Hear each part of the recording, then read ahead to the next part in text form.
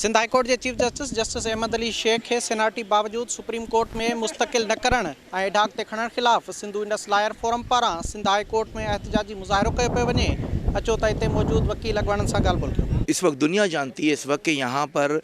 जो जुडिशरी में है हमारी 5 हाई कोर्ट्स हैं, उनके 5 चीफ जस्टिस हैं। उन 5 चीफ जस्टिस में सबसे senior chief justice Sindh high court के चीफ जस्टिस अहमद अली शेख साहब हैं। मुझे अफसोस के साथ कहना पड़ता है कि वो बार एसोसिएशंस जो हमेशा रूल ऑफ लॉ के लिए खड़ी रही हैं, उनके इस मुतालबे को जिस तरह से नज़रअंदाज किया जा रहा है और अब जिस तरीके से फिर एक जूनियर जज हमारे 5 नंबर पे जो जज थे उनको लेके जाया गया और उसके बाद उन जूनियर जज साहब को के एलिवेशन के बाद हम एक्सपेक्ट कर रहे थे कि जी चलें जी अब जो एक और असामी आ रही है जस्टिस मुशीर आलम साहब की रिटायरमेंट के बाद, उस असामी पे वहाँ पर भी अब बात आ गई है कि जी लाहौर हाई कोर्ट से एक 5 नंबर की जो सीनियरिटी लिस्ट में जूनियर जज हैं उनको लेके जाया जा रहा है। तो अगर आपने इस तरह से pick and choose chief justice साहब से चीफ जस्टिस साहब का चलेगा तो मैं समझता हूँ कि ये मामला जो है फिर आगे नहीं बढ़ सकते और इस तरह से हम समझते हैं कि ये जुडिशरी पूरी कॉम्प्रोमाइज़ होगी। जुडिशरी की तारीख में पहली दफ़ा हो रहा है कि सिटिंग चीफ जस्टिस को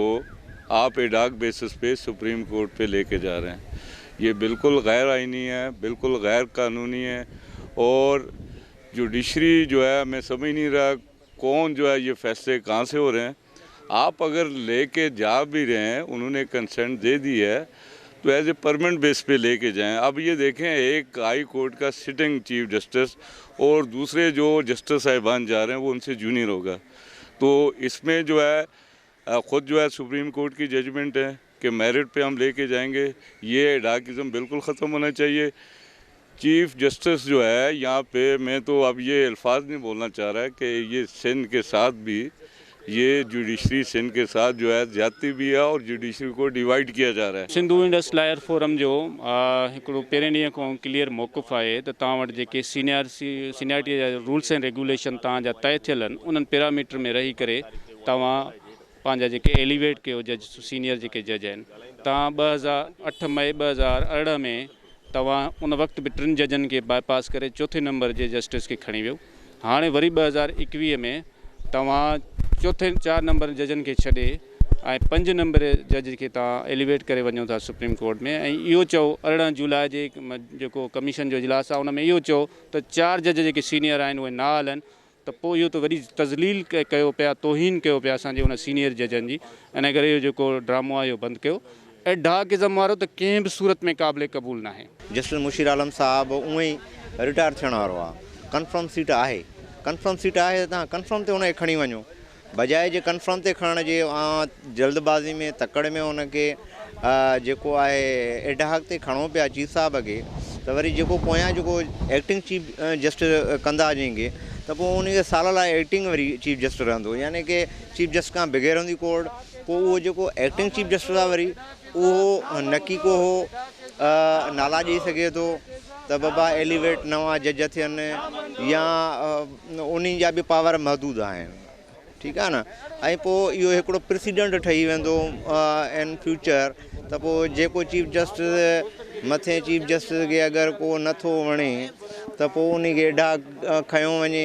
एडाक खणण खां पोइ अगरि उहो कंफर्म नथो थिए त घर हलियो वञे। चीफ जस्टिस खे जेको एडाक ते खयो पियो वञे इहो इन में कानूनी ऐं आइनी का बि गुंजाइश कोन्हे का।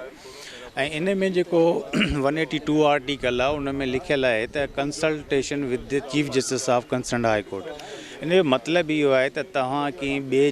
जूनियर जज खे एलिवेट करण जे लाइ या उनखे एडाक ते खणण जे लाइ चीफ जस्टिस खां कंसल्टेशन वठंदव। इन जो मतिलबु इहो आहे त चीफ जस्टिस जेको आहे उहो एग्ज़म्प्टेड आहे एडाक खां। सो इन करे इहो गैर आइनी क़दम आहे, असां इन जी भरपूर मज़म्मत कयूं था। ऐं ॿियो नस्ली बुनियादनि ते इहे जेका आहे अपॉइंटमेंट्स कयूं पियूं वञनि ऐं हिकिड़ो प्रेसिडेंट ठाहियो पियो वञे त सुभाणे कंहिं बि नंबर वारे जज खे जूनियर जज खे सुप्रीम कोर्ट में खयो वञे। असां हिकु जस्टिस जे लाइ हिते इंसाफ़ जे लाइ हींअर 6 खां 7 दफ़े जेको आहे सो अची इंसाफ़ लाइ अचूं पिया, त असीं सम्झूं था त हीअ माना हिते जेका लॉबिंग हले थी पई हिकिड़े माण्हूअ जी फेवरेटिज़म थी हले, जेको लॉ मिनिस्टर आहे उहो पंहिंजी फेवरेटिज़म थो हलाए ऐं उहे चाहिनि था त इन्हनि इदारनि में सिंधी अॻियां न अचनि ऐं उनखे ई हू नज़र में वठंदे जेको आहे सो मुसलसल जेको आहे सो नज़रअंदाज़ कनि था ऐं जेको आहे सो चीफ जस्टिस खे नज़रअंदाज़ करे उनखे जेको आहे एडाक ते खणणु चाहिनि था। बैनर में मेन मुतालबो आहे त चीफ जस्टिस खे इंसाफ़ ॾियो। तमामु वॾी ख़तरनाक सूरत हाल आहे त हेॾनि वॾनि इदारनि में जेके असां मुहैया हिते जेको आवाम खे रिलीफ ॾियनि ही इदारा, उन जे चीफ सां बि ज़्यादती हुजे जो जूनियर खे 5 नंबर वारे खे जेको बाईपास चीफ खे करे 5 नंबर वारे एलिवेट कयो वञे सुप्रीम कोर्ट में। कैमरामैन ज़ुबैर मेमन सां गॾु आरिफ नाइच, अवामी आवाज़ TV, कराची। विज़िट कयो अवामी आवाज़ मीडिया ग्रुप जी वेबसाइट awamiawaz.pk